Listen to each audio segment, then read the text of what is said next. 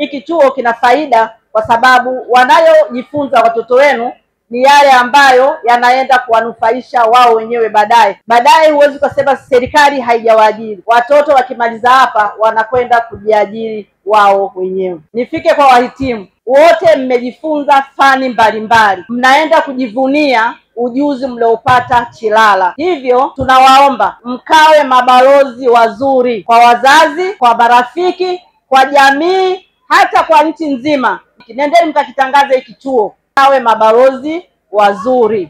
Jumla ya wanachuo 30 wamepatiwa mafunzo stahiki kutokana na fani zao na leo wanahitimu. Wahitimu hawa ni wa fani za muda mrefu ambapo MEE ni 25 na KEE ni 5. Wahitimu kuweza kujiajiri hata kuajiriwa serikalini na katika sekta binafsi. Wahitimu kuweza kujiendeleza kielimu katika ngazi zinazofuata, yaani ngazi ya 3, 4, 5 na 6. Namshukuru Mwenyezi Mungu, nimejifunza vitu vingi kutoka chuo cha maendeleo cha wananchi Chilala.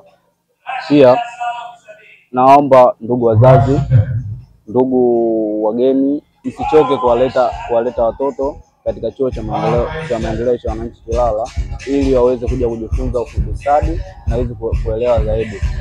Wazazi, naombeni mwalete watoto wenu katika chuo cha maendeleo ya wananchi Chilala kwa sababu ya kupata misingi sahihi. Kwa sababu mnapoacha nyumbani watoto hawapati misingi sahihi, wengine wanakuwa vibaka, wezi. Kwa hiyo mkiwaleta huku watapata elimu bora ambayo inastahili.